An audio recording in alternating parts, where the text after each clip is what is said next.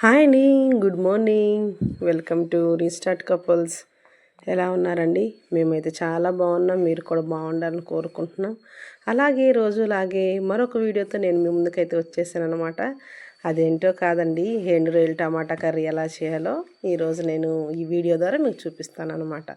నేనైతే చూడండి, ముందు కొంచెం రొయ్యలు తీసుకుని ఒక గిన్నెలో వాటర్ పోసి కొంచెం నానబెట్టాను అనమాట. ఆ తర్వాత ఉల్లిపాయలు, టమాటాలు, పచ్చిమిర్చి, ఇంక మనకు కావాల్సిన ఐటమ్స్ తీసుకొని అక్కడ పెట్టుకున్నాను అనమాట. ఇప్పుడు ఒక కడాయి తీసుకొని కడాయిలోకి ఆయిల్ వేసుకొని చూడండి, ఈ ఐటమ్స్ అయితే కావాలన్నమాట. నేను ఇక కడాయిలో ఆయిల్ వేసుకొని చూడండి పచ్చిమిర్చి అయితే యాడ్ చేసుకున్నాను. పచ్చిమిర్చి యాడ్ చేసుకున్న తర్వాత కొంచెం వేగిన తర్వాత మనం ఆనియన్స్ అనేవి దాంట్లో వేసుకోవాలన్నమాట. ఆనియన్స్ మంచిగా ఫ్రై చేసి ఫస్ట్ అయితే ఇప్పుడే అయితే వేసుకుంటే రొయ్యలు ఏమవుతుందంటే మంచిగా బాయిల్ అయిపోతాయి అనమాట. కర్రీ అనేది మంచి సూపర్ టేస్ట్ అనిపిస్తుంది.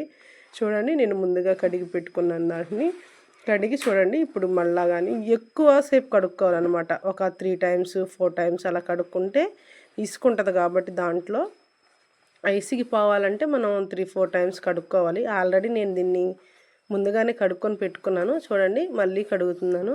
మనం ఎన్నిసార్లు కడిగినా కానీ దీంట్లోంచి డస్ట్ అనేది వస్తూ ఉంటుంది కాబట్టి 4-5 టైమ్స్ 4-5 సార్లు అయితే ఖచ్చితంగా కడుక్కోవాలి. కడుక్కున్న తర్వాత చూడండి, ఇవి కూడా ఉల్లిపాయలు వేగినాయి కదా, ఉల్లిపాయలతో పాటు వేసేసుకొని వీటిని కూడా మంచిగా ఫ్రై చేసుకోవాలన్నమాట.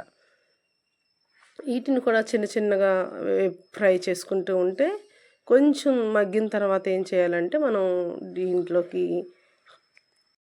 చూడండి, దీన్ని మంచిగా మనం కలుపుకోవాలన్నమాట. ఎందుకంటే దీనిలో ఉన్న వాటర్ చూడండి, మనం అవి రొయ్యలు వేయగానే నీళ్ళు అనేవి పైకి వస్తున్నాయి చూడండి. మనం దీంతో పాటు మంచిగా మనం కొంచెం ఉప్పేసి మనం సరిపోయినంత సాల్ట్ మీరు టేస్ట్కి ఎంత టేస్ట్ సరిపోతుందో అంత టేస్ట్కి మీరు వేసుకోండి.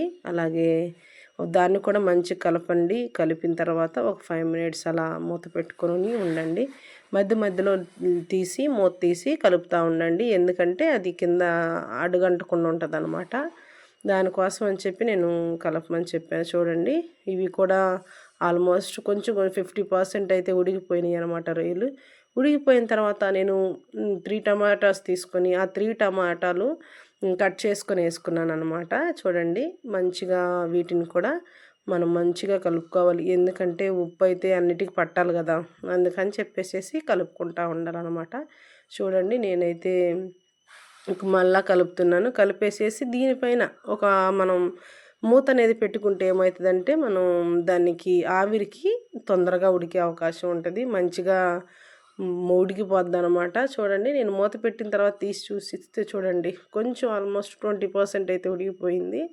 దాన్ని మరలా నేను ఇంకొకసారి కలిపి మరలా మూత పెట్టాను అనమాట. మూత పెట్టేసేసి దీంట్లో కొంచెం అంత చింతపండు, 2 కొమ్మల చింతపండు. మా వారికి యాక్చువల్గా పులుపు ఎక్కువ తినరు, ఎందుకంటే ఆయనకి ఎక్కువ ఇష్టం ఉండదు. మాకైతే చింతపండు మేము తింటాం. అందుకని కొద్దిగా అంత ఒక చిటికెడు 2 చిన్న ముక్కలు అనమాట నేను వాటర్లో వేసి దాన్ని వాటర్ పోసాను అనమాట. ఒక గిన్నెలో తీసుకొని చూడండి మళ్ళీ తీసి మళ్ళీ కలుపుకున్నాను.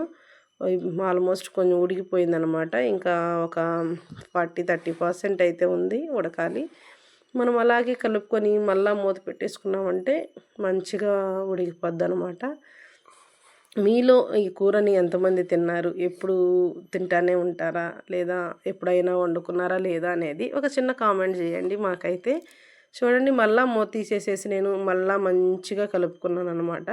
మా సైడ్ అయితే ఫుల్ తింటారండి రొయ్యలు, ఎండు రొయ్యలు, ఎండు చేపలు అన్నీ ఆల్మోస్ట్ మంచిగా తింటారనమాట. చూడండి, ఇప్పుడు మనం మీ రుచికి సరిపడంత మీరు ఎంతైతే కారం తింటారో అంతే కారాన్ని మీరు యాడ్ చేసుకోవాలన్నమాట. ఎందుకంటే మేమైతే కారం మస్తు తింటామండి, ఆంధ్ర వాళ్ళం కాబట్టి కారం బాగా తింటాము, ఎక్కువ తింటామన్నమాట. మేము మా పిల్లలు కూడా కారం బాగానే తింటారు. అందుకని నేను 2 స్పూన్లు అయితే వేసుకున్నాను. చూడండి, ఇప్పుడు చింతపండు, ఇప్పుడు కారం అయితే వేసేసుకున్నాం కదా, కారం మసాలా అదంతా పట్టేదాకా ఒక 5 మినిట్స్ అట్లా ఉంచేసేసి ఆ తర్వాత మనం చింతపండుని యాడ్ చేసుకుంటే చాలా బాగుంటుందండి. ఎందుకంటే చింతపండు టేస్టే వేరుగా ఉంటుంది. ఎండు చేపల్లోనైనా ఎండు రొయ్యల్లోనైనా చింతపండు పడితేనే ఆ టేస్ట్ వేరనమాట. చింతపండు కంపల్సరీ పొయ్యాలి. చింతపండు జ్యూస్ పోస్తే చాలా టేస్ట్ అనేది వస్తుందన్నమాట. చూడండి ఆల్మోస్ట్ అయితే చూడండి ఇది మొత్తం ఆయిల్ చూడండి పైకి వచ్చేసేసింది. చాలా చూస్తుంటేనే నాకు తినాలనిపిస్తుంది. నాకు రొయ్యల కర్రీ అంటే చాలా ఇష్టం అనమాట. నేను అలాగే చూడండి మళ్ళీ తీసుకొని కలుపుకుంటున్నాను. కలుపుకున్న తర్వాత ఇప్పుడు నేనైతే మళ్ళీ మంచిగా కలుపుకున్నానండి. మసాలా అయితే ఫుల్ పట్టేసిందనమాట మనం వేసిన కారం. మా కారంలో ఏంటంటే ధనియాలు ఉంటాయి, అలాగే చిన్నుల్లిపాయలు ఉంటాయి. ఆల్మోస్ట్ అన్ని మసాలాలు అనమాట కారంతో పాటే పట్టిస్తారు. అందుకని నేను మసాలాలు ఏమి యాడ్ చేయలేదనమాట. ఇది కటోరి నేను గిన్నెలో తీస్తున్న కూర ఏంటంటే నాకు అట్లా వాటర్గా ఉంటే నచ్చదనమాట. అందుకని చెప్పేసేసి నేను నా వరకు పక్కకు తీసి పెట్టుకున్నాను అనమాట. అది నేను డ్రైగా ఉండేది నేను తింటాను. ఈ మా పిల్లలకు కూడా జ్యూసీ అంటే చాలా ఇష్టం. వాళ్ళ కోసం జ్యూసీ చేశాను. నా కోసం అయితే కొంచెం నేను తీసి పక్కన పెట్టుకున్నాను అనమాట. అది చూడండి కర్రీ అయితే చూడడానికి ఎంత బాగుందో, నాకైతే నోరూరిపోతుంది. చాలా రోజుల తర్వాత ఇక్కడ జమ్మూలో సరిగ్గా కూరగాయలే దొరకవు అనమాట. నేను అమ్మ వాళ్ళకి ఫోన్ చేసి బయట నుంచి అంటే అదేనండి, లీవ్కి తమిళనాడు ఒక అతను లీవ్కి వెళ్ళాడనమాట. లీవ్కి వెళ్తే నేను మా మమ్మీకి చెప్పాను, మమ్మీ చేపలు రొయ్యలు తీసుకో, కూరగాయలు సరిగ్గా దొరకట్లేదని చెప్తే మా మమ్మీ అయితే రొయ్యలు ఇంకా చేపలు, అత్తయ్య వాళ్ళు కూడా కొంచెం తినడానికి అరిసెలు అవన్నీ పంపించారనమాట. ఇక ఇవన్నీ తీసుకెళ్ళి మా బ్రదర్ విజయవాడలో తీసుకెళ్ళి అతనికి ఇచ్చొచ్చాడనమాట. కూర అయితే ప్రిపేర్ అయిపోయిందో చూడండి, చూడడానికి ఎంత బాగుందో.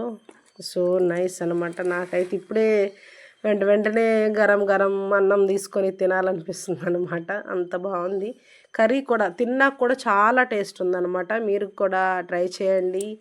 కొత్తగా చూస్తున్నట్లయితే మా ఛానల్ని లైక్ అండ్ సబ్స్క్రైబ్ చేసుకోండి. థ్యాంక్